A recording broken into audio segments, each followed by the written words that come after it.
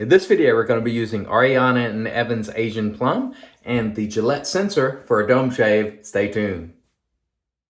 Hey there folks, and welcome back for another video. I'm your host CDB, and thanks so much for joining me today. I really appreciate it. And as mentioned before, today we're going to be using Ariana and Evan's Asian Plum, which is a nice dark plum scent.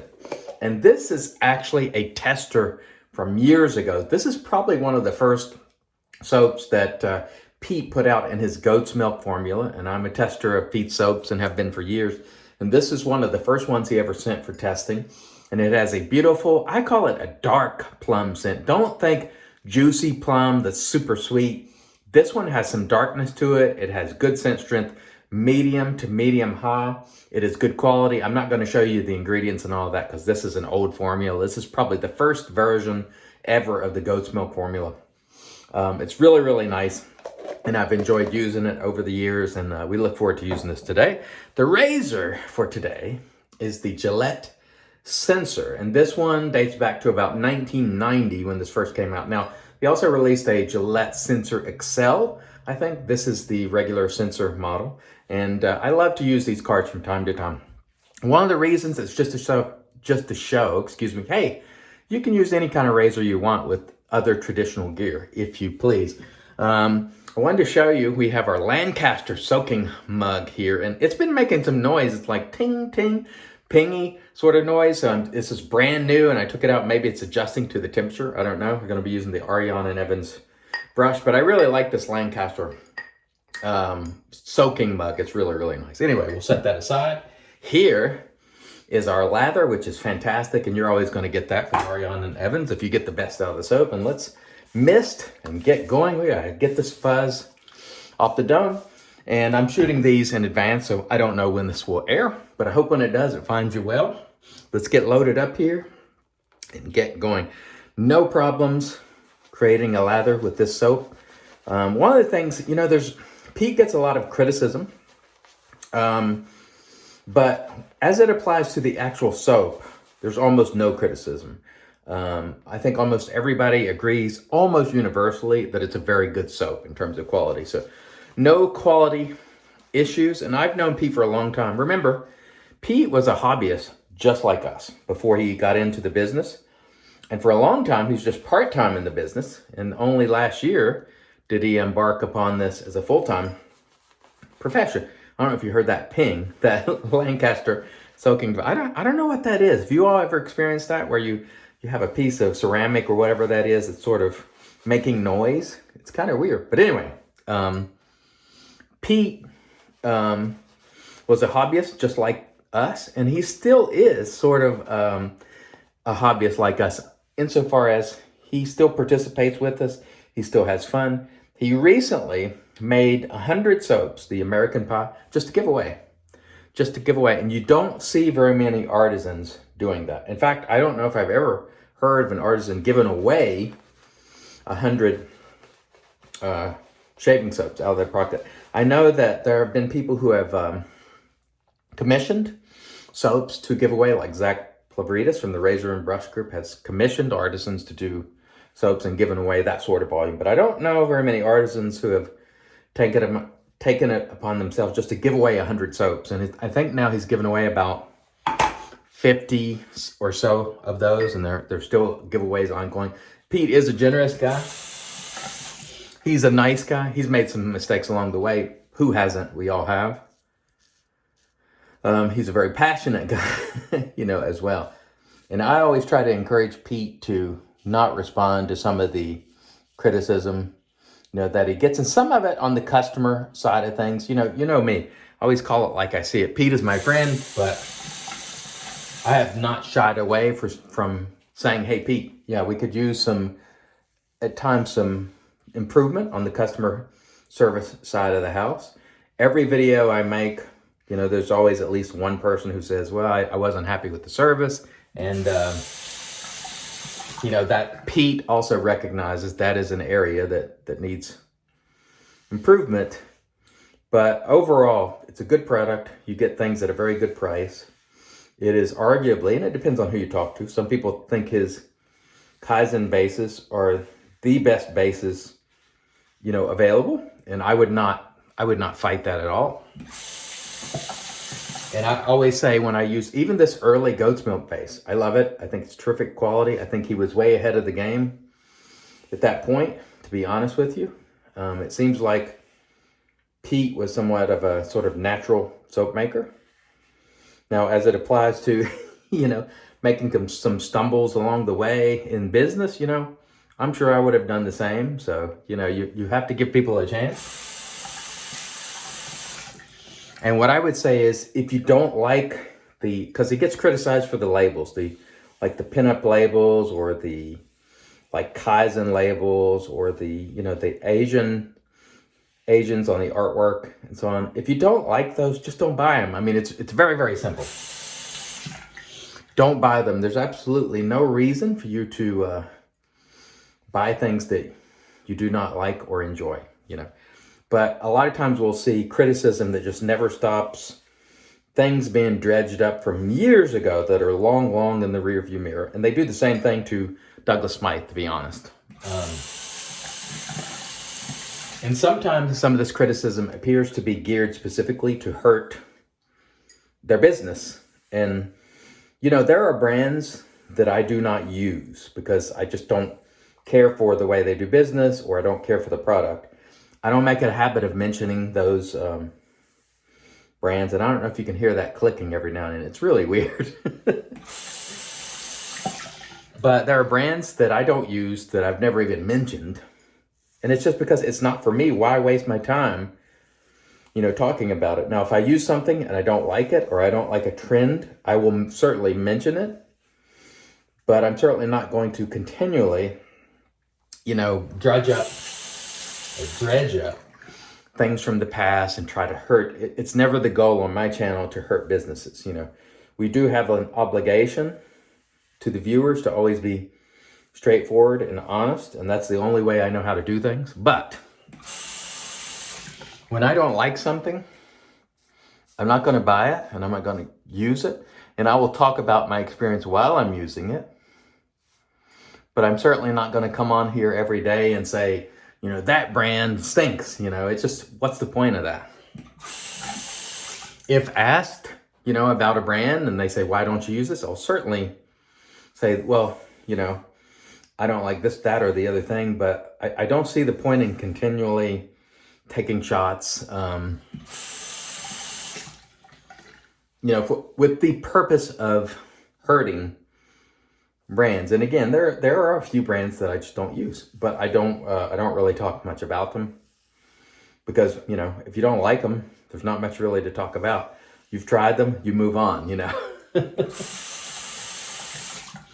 And so that's sort of my perspective on that. I think Pete sometimes gets unfairly criticized, and sorry for all that excess water dripping there. That's one of the things about cart razors is they really hold a lot of water in those nooks and crannies.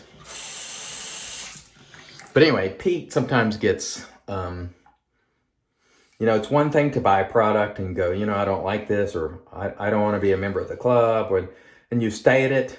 And then you're sort of going about your business, because if you don't want to be a member of the club, then don't be. It's optional. But to sort of continually drone on about it, at a certain point, it's like, come on, it's time to move on. Talk about the things you like, and if you're not buying the products and don't enjoy it, then say your piece and then, sort of get on with the things you do like. That's sort of my philosophy.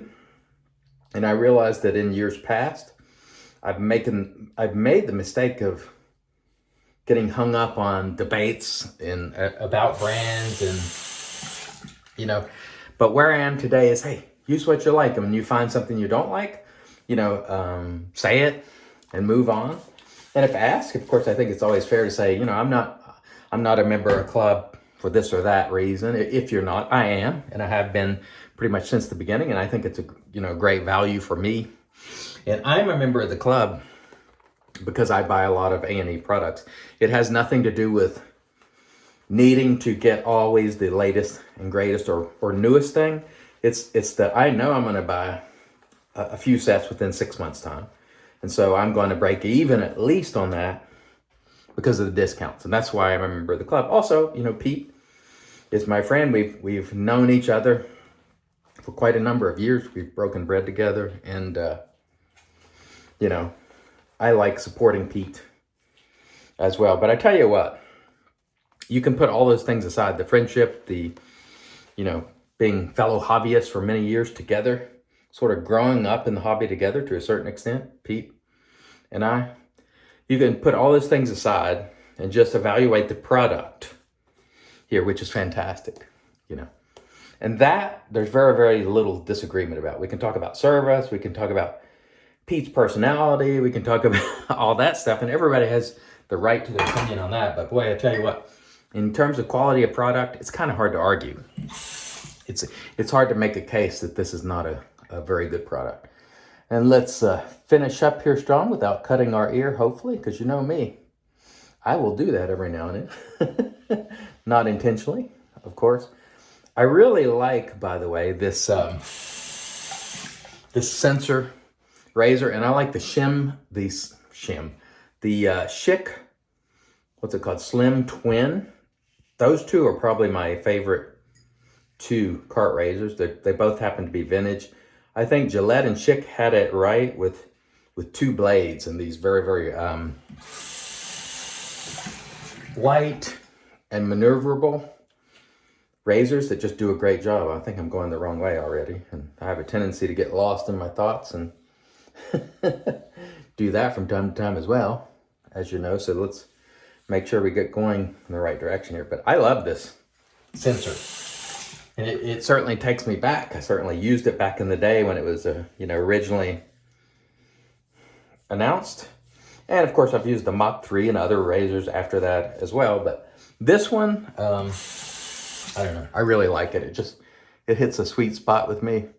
And for me, if you told me that I could get blades on a subscription service like Harry's for this, I would rather use something like this than the Harry's. And I like the Harry's razor, don't get me wrong. But I don't really need the 5 blades. It's just not necessary for me. I'm not sure how much it actually helps to use 4 or 5 blades. My gut feeling is doesn't really help all that much because I get tremendous shaves out of this razor. So my feeling is you don't need all those blades. But that's just me. That's just me and my preference and my feeling. And the great thing about the hobby is we should be able to love the products we love, whether it be a cart or an A&E product. You don't have to like Pete. You don't have to join the club. You don't have to want to support Pete. But I think it's wonderful that we have all these options. You can certainly find an artisan that you can say something nice about, And that's the great thing. We have many, many choices. So if you don't want to buy from A&E, then don't. And believe me, you will receive no criticism from me, because you should always, always, always use the things that make you happy, that you feel good about, And that's what really we should all be doing. And I think generally, if we spent more time just focusing on lifting people up and not tearing them down, we'd be better off. And again, when we talk about tearing people down, I mean personally, when you get into people's family and the way they parent, or anything to do with the family, their wives, their children, that's out of bounds in terms of giving opinion on the hobby. It should be confined to the product. If you're talking about a company's service, you're not talking about Pete. Let's just say you're talking about Ariane and Evans. If you talk about Ariane and Evans' service, you're not talking about Pete personally, And I think that's fair game. But when you start talking about the person and what they're doing and attacking them on the personal basis, I think that's completely out of line. And I don't think it has any place in this hobby. That's just my feeling. I've always felt that way. And so I hope people will redouble their efforts to keep the criticism focused on the product, And particularly on products that you're buying and using, and probably less time on products that you aren't buying or using and have no intention to use. Now, if you have bought them and you're sort of making your evaluation known, I think that's fair. But if you're one of these people who have no intention of buying something and you just want to continue to make criticism, I don't see where there's much value in that. It would probably be of more value talking about something that you do like. And so in the case for me today, I love this cart razor. I know some people don't like carts at all for very many reasons, but I really enjoy it and I'm going to use it, and you also should do the same. But please don't get in the trap of feeling that you need to consistently drone on about what you don't like. Again, with a caveat for, we should always be honest about the product we're using. And when you get a product and you don't like it, you surely should give your opinion on that. But there comes a time where you've gone too far and, that does happen. And we hurt people, we hurt businesses, we hurt families, people in the community, when I say we. And I am not supportive of that sort of thing. Again, if you're keeping it relative to the product and service, I think it's fair, but too much is said about, people. And when the criticism becomes about people, and their families, and to me, that's just a bridge too far. And I think we should all, as a community, sort of jointly say, hey, that is out of bounds. Family is out of bounds. Criticizing family, calling families names, out of bounds. That should never be happening. And it does happen from time to time. And it's unfortunate that it does. But the great news is, more than not, this is a very welcoming community. But we do see things from time to time that are, it would be better if we didn't. And so that's why I'm talking about these things today, just to say, hey, let's try to keep it up. Let's try to lift people up. Let's try to remain positive. Let's try to do a great job and be good ambassadors of the hobby to make it a welcoming place for everyone. And you don't have to like every product in order to be positive. That's the way I see it. All right. Excellent shave. Let me rinse. We'll come back and into the post. Stay tuned.